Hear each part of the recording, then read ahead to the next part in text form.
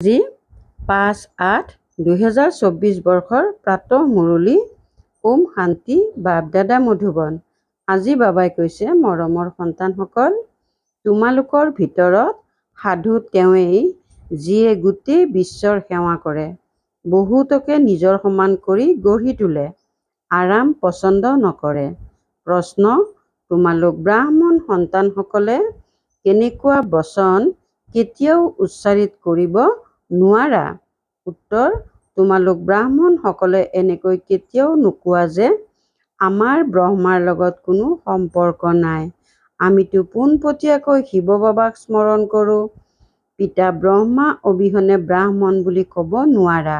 যাৰ ব্ৰহ্মাৰ লগত সম্পৰ্ক নাই, অৰ্থাৎ যি ব্ৰহ্মা মুখ বংশাৱলী নহয়, তেওঁ শূদ্ৰ হৈ গ'ল। শূদ্ৰ কেতিয়াও দেৱতা হ'ব নোৱাৰে। ওম শান্তি। আত্মিক পিতাই বহি দাদাৰ অৰ্থাৎ ব্ৰহ্মাৰ দ্বাৰা বুজাই সন্তানসকলে সংগ্ৰহালয় অথবা প্ৰদৰ্শনী উদ্ঘাটন কৰে। কিন্তু উদ্ঘাটনটো বেহদৰ পিতাই কেতিয়াবাই কৰিলে। এতিয়া এয়া শাখা অথবা ব্ৰাঞ্চ স্থাপনা হৈ থাকে।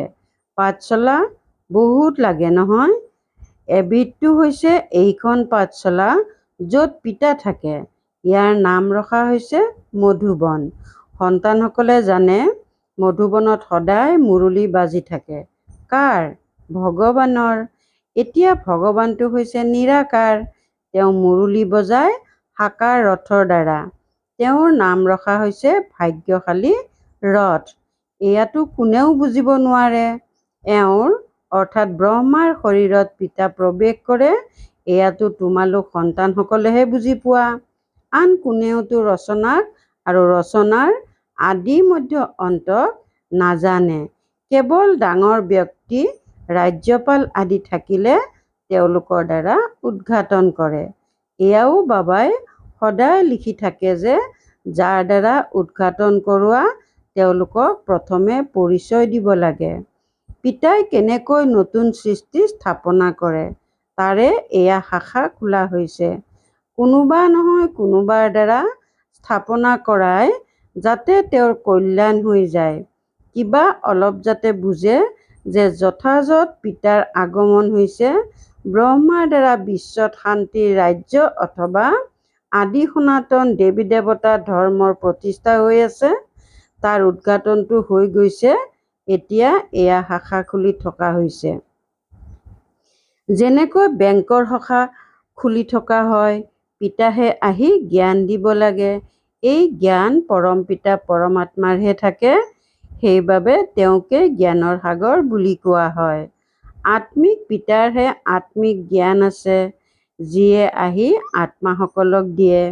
তেওঁ বুজায়, হে সন্তানসকল, হে আত্মাসকল, তোমালোকে নিজক আত্মা বুলি বুজা। আত্মা নামটিতো গতানুগতিক। মহান আত্মা, পুণ্য আত্মা, পাপ আত্মা বুলি কোৱা হয়। গতিকে আত্মাক পৰম পিতা পৰমাত্মা পিতাইও বুজাইছে। পিতা কিয় আহিব? নিশ্চয় সন্তানসকলক উত্তৰাধিকাৰ দিবলৈ। আকৌ শত্ৰুপ্ৰধান নতুন সৃষ্টিলৈ আহিব লাগে। বিশ্বৰ বুৰঞ্জী ভূগোল পুনৰাবৃত্তি হয় বুলি কোৱা হয়। নতুন অথবা পুৰণি সৃষ্টি মনুষ্যৰেই হয়। পিতাই কয়, মই আহিছোঁ নতুন সৃষ্টি ৰচিবলৈ।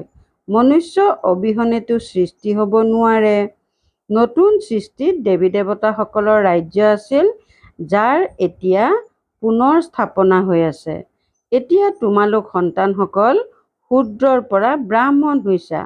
মই পুনৰ তোমালোকক ব্ৰাহ্মণৰ পৰা দেৱতা কৰি গঢ়ি তুলিবলৈ আহিছোঁ।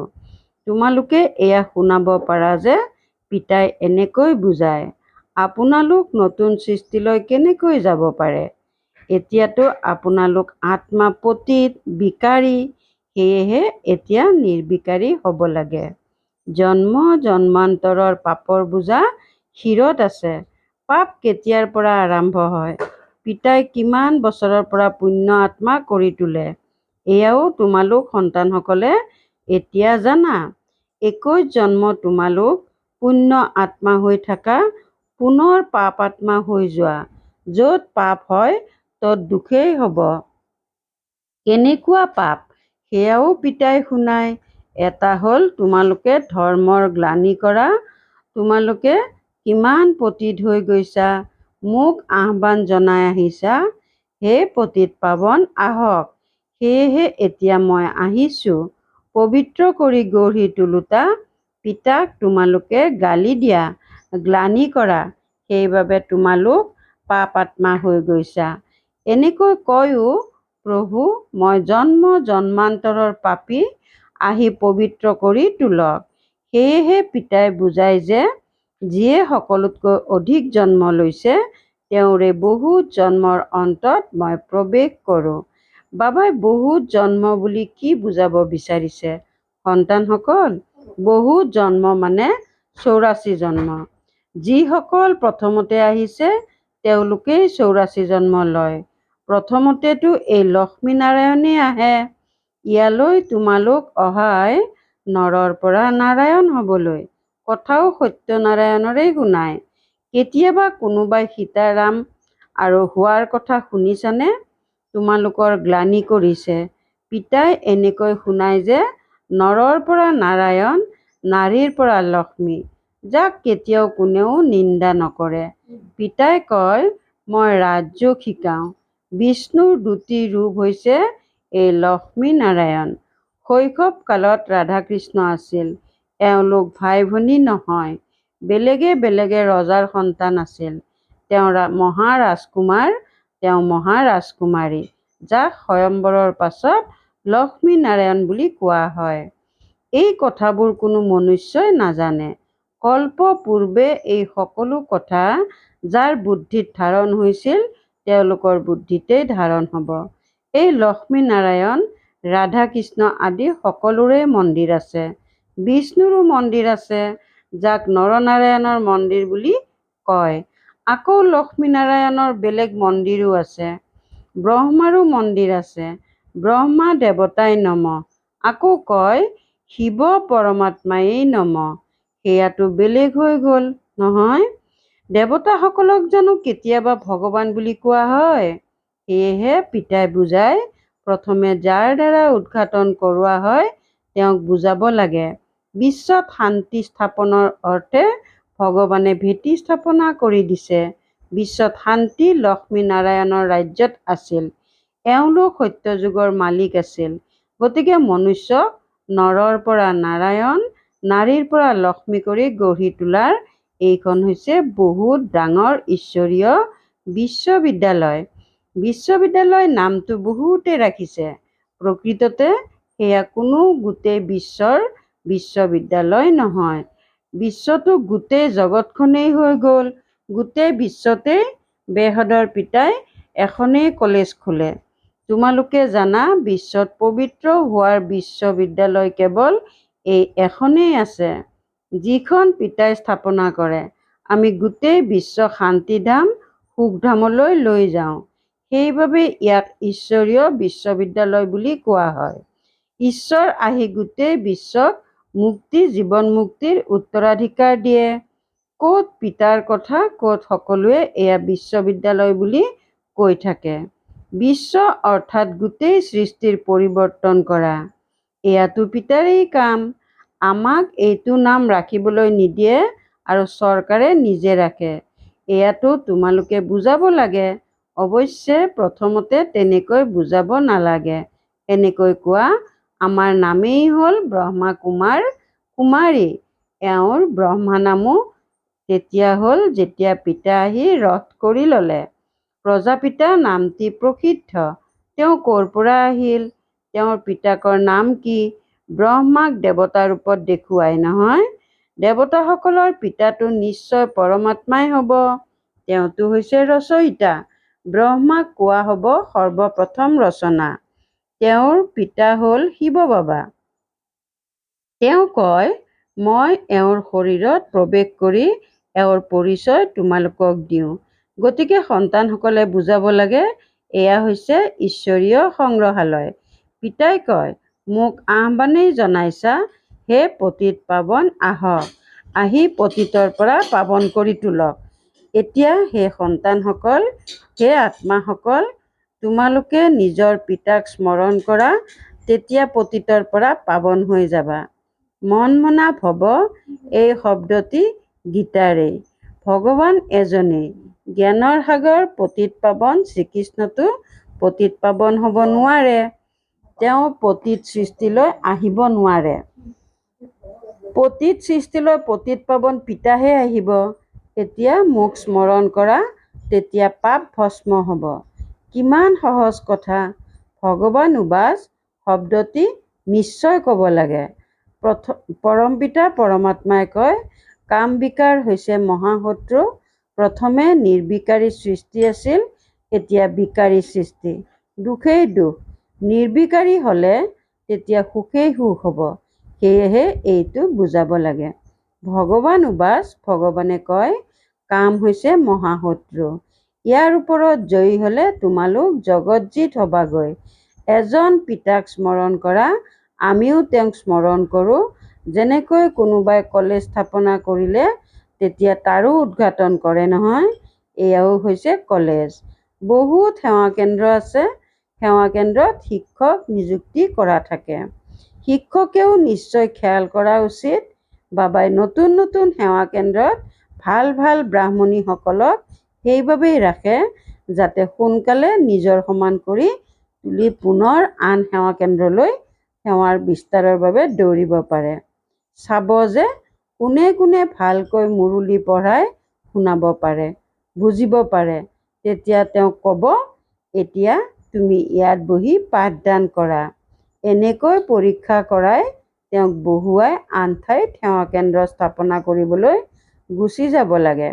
ব্ৰাহ্মণীসকলৰ কাম হ'ল এটা সেৱা কেন্দ্ৰ স্থাপনা কৰি আকৌ গৈ আন ঠাইত সেৱা কেন্দ্ৰ স্থাপনা কৰা। এজন এজন শিক্ষকে 10-20টা সেৱা কেন্দ্ৰ স্থাপনা কৰা উচিত। বহুত সেৱা কৰিব লাগে। দোকান খুলি যোৱা, নিজৰ সমান কৰি তুলি কাৰোবাক থৈ যোৱা। অন্তৰত উদয় হোৱা উচিত, কাৰোবাক নিজৰ সমান কৰি তোলো, তেতিয়া আৰু সেৱা কেন্দ্ৰ খুলিব পৰা যাব। কিন্তু এনেকুৱা সাধু কোনোবা বিৰলজনহে হয়। সাধু তেওঁকেই কোৱা হয় যিয়ে গোটেই বিশ্বৰ সেৱা কৰে। এটা সেৱা কেন্দ্ৰ খুলিলে, নিজৰ সমান কৰি তুলিলে, পুনৰ অন্য স্থানত গৈ সেৱা কৰিলে। একে ঠাইতে ৰৈ যোৱা উচিত নহয়। বাৰু, কাৰোবাক বুজাব নোৱাৰা যদি অন্য কাম কৰা। এই ক্ষেত্ৰত দেহ অভিমান অহা অনুচিত। মইতো ডাঙৰ ঘৰৰ, এইটো কাম কেনেকৈ কৰোঁ, মোৰ কষ্ট হ'ব। অলপ কাম কৰিলেও হাড়ে কষ্ট পায়। ইয়াকে দেহ অভিমান বুলি কোৱা হয়। একোৱেই বুজি নাপায়। আনৰ সেৱা কৰা উচিত নহয় জানো? যাতে পাছত তেওঁলোকেও লিখি পঠিয়াই যে, বাবা অমুকে মোক বুজালে, মোৰ জীৱন গঢ়ি দিলে। সেৱাৰ প্ৰমাণ পোৱা উচিত। প্ৰত্যেক শিক্ষকেই হোৱা উচিত, প্ৰত্যেকেই শিক্ষক হোৱা উচিত। পাছত যাতে নিজে লিখে, বাবা মোৰ পাছত তত্বাৱধান লওঁতা বহুত আছে। মই বহুতকে নিজৰ সমান কৰি গঢ়ি তুলিলোঁ। মই সেৱা কেন্দ্ৰ স্থাপনা কৰি থাকিম। এনেকুৱা সন্তানক ফুল বুলি কোৱা হ'ব। সেৱাই যদি নকৰা তেন্তে ফুল কেনেকৈ হ'বা? ফুলৰো বাগিচা থাকে নহয়। সেয়েহে উদ্ঘাটন কৰোঁতাসকলকো বুজোৱা উচিত, আমি হৈছোঁ ব্ৰহ্মা কুমাৰ কুমাৰী, শূদ্ৰৰ পৰা ব্ৰাহ্মণ হৈ দেৱতা হওঁ। পিতাই এই ব্ৰাহ্মণ কুল আৰু সূৰ্যবংশী চন্দ্ৰবংশী কুল প্ৰতিষ্ঠা কৰে। এই সময়ততো সকলো শূদ্ৰ বৰ্ণৰ। সত্যযুগত দেৱতা বৰ্ণৰ আছিল, পাছত ক্ষত্ৰিয় বৈশ্য বৰ্ণৰ হ'ল। বাবাই জানে কিমান সাৰ কথা সন্তানসকলে পাহৰি যায়। প্ৰথমতে ব্ৰাহ্মণ বৰ্ণ, প্ৰজাপিতা ব্ৰহ্মাৰ সন্তান। ব্ৰহ্মা ক'ৰ পৰা আহিল? এয়া ব্ৰহ্মা বহি আছে নহয়, ভালদৰে বুজোৱা উচিত। ব্ৰহ্মাৰ দ্বাৰা স্থাপনা কাৰ? ব্ৰাহ্মণসকলৰ। পুনৰ তেওঁলোকক শিক্ষা দি দেৱতা কৰি গঢ়ি তোলে। আমি পিতাৰ পৰা পঢ়ি আছোঁ। তেওঁলোকে অৰ্জুনৰ ক্ষেত্ৰত ভগৱান উবাচ বুলি লিখি দিলে। এতিয়া অৰ্জুন কোন আছিল? কোনেও নাজানে। তোমালোকে জানা, আমি ব্ৰহ্মাৰ সন্তান ব্ৰাহ্মণ। যদি কোনোবাই কয় আমিতো শিৱ বাবাৰ সন্তান, ব্ৰহ্মাৰ লগত আমাৰ সম্পৰ্ক নাই, তেনেহ'লে তেওঁ আকৌ দেৱতা কেনেকৈ হ'ব? ব্ৰহ্মাৰ মাধ্যমেৰেহে নহ'ব জানো? শিৱ বাবাই তোমালোকক কেনেকৈ কাৰ দ্বাৰা ক'লে মোক স্মৰণ কৰা? ব্ৰহ্মাৰ দ্বাৰাই কোৱা নাই জানো? প্ৰজাপিতা ব্ৰহ্মাৰেই সন্তান নোহোৱা জানো?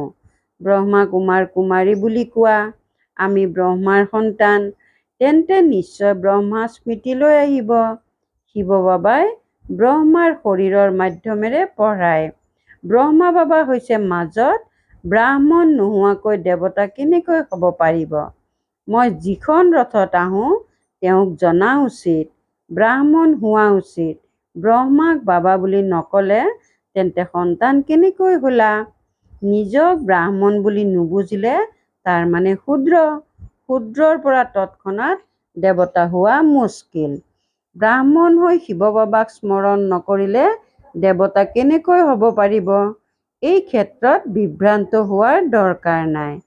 সেয়েহে উদ্ঘাটন কৰোঁতাসকলকো বুজাব লাগে যে পিতাৰ দ্বাৰা উদ্ঘাটন হৈ গৈছে। আপোনালোককো কয় যে কেৱল পিতাক স্মৰণ কৰা, তেতিয়া পাপ খণ্ডন হ'ব। সেই পিতাই হৈছে পতিত পাৱন, আকৌ আপোনালোক পবিত্ৰ হৈ দেৱতা হৈ যাবগৈ। সন্তানসকলে বহুত সেৱা কৰিব পাৰে, কোৱা আমি পিতাৰ বাৰ্তা দিওঁ। এতিয়া কৰক বা নকৰক সেয়া আপোনালোকৰ ইচ্ছা, আমি বাৰ্তা দি যাওঁ। আৰু কোনো ৰীতিৰে পবিত্ৰ হ'বই নোৱাৰে। যেতিয়া আজৰি পোৱা সেৱা কৰা। সময়টো বহুত পোৱা যায়। ভাল বাৰু, অতি মৰমৰ কল্পৰ পাছত পুনৰাই মিলিত হোৱা সন্তানসকলৰ প্ৰতি মাতা পিতা বাপ দাদাৰ স্নেহপূৰ্ণ স্মৰণ আৰু সুপ্ৰভাত। আত্মিক পিতাৰ আত্মিক সন্তানসকলক নমস্কাৰ। ধাৰণাৰ বাবে মুখ্য সাৰ 1 নম্বৰ, নতুন নতুন সেৱা কেন্দ্ৰ বৃদ্ধি কৰিবৰ কাৰণে নিজৰ সমান কৰি তোলাৰ সেৱা কৰিব লাগে। সেৱা কেন্দ্ৰ স্থাপনা কৰি গৈ থাকিব লাগে, একে ঠাইতে বহি যাব নালাগে। 2 নম্বৰ, ফুলৰ বাগিচা তৈয়াৰ কৰিব লাগে। প্ৰত্যেকে ফুল হৈ আনকো নিজৰ সমান ফুল কৰি গঢ়ি তুলিব লাগে। কোনো সেৱাত যাতে দেহৰ অভিমান নাহে। বৰদান, সকলো পদাৰ্থৰ আসক্তিৰ পৰা উপৰাম অনাসক্ত প্ৰকৃতিজিত হোৱা। সকলো পদাৰ্থৰ আসক্তিৰ পৰা উপৰাম অনাসক্ত প্ৰকৃতিজিত হোৱা। যদি কোনো পদাৰ্থই কৰ্মেন্দ্ৰিয়ক বিচলিত কৰে, অৰ্থাৎ আসক্তিৰ ভাৱ উৎপন্ন হয়, তেতিয়াও উপৰাম হ'ব নোৱাৰিবা। ইচ্ছাবোৰেই হৈছে আসক্তিৰ ৰূপ। বহুতে কয় ইচ্ছা নাই, কিন্তু ভাল লাগে, তেন্তে এয়াও সূক্ষ্ম আসক্তি। ইয়াৰ সূক্ষ্ম ৰূপত পৰীক্ষা কৰা যে এই পদাৰ্থ অৰ্থাৎ অল্পকালৰ সুখৰ সাধনে আকৰ্ষিতটো নকৰে। এয়া পদাৰ্থ হৈছে প্ৰকৃতিৰ সাধন। যেতিয়া ইয়াৰ প্ৰতি অনাসক্ত অৰ্থাৎ উপৰাম হবা, তেতিয়া প্ৰকৃতিজিত হবা। শ্লোগান, মোৰ মোৰ ভাৱৰ জঞ্জাল এৰি বেহদত থাকা, তেতিয়া বিশ্ব কল্যাণকাৰী বুলি কোৱা হ'ব। মোৰ মোৰ ভাৱৰ জঞ্জাল এৰি বেহদত থাকা, তেতিয়া বিশ্ব কল্যাণকাৰী বুলি কোৱা হ'ব। ওম শান্তি। প্ৰীতি বুদ্ধিৰ হৈ বিজয়ী ৰত্ন হ'বৰ কাৰণে আজিৰ অব্যক্ত সংকেত।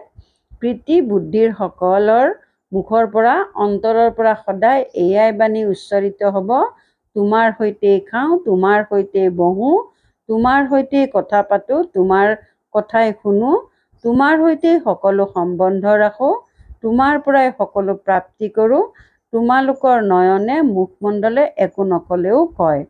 গতিকে পৰীক্ষা কৰা, এনেকুৱা বিনাশ কালত প্ৰীতি বুদ্ধিৰ হৈছানে? অৰ্থাৎ এজনৰ সৈতে একাগ্ৰ একৰস স্থিতিৰ হৈছানে? ওম শান্তি।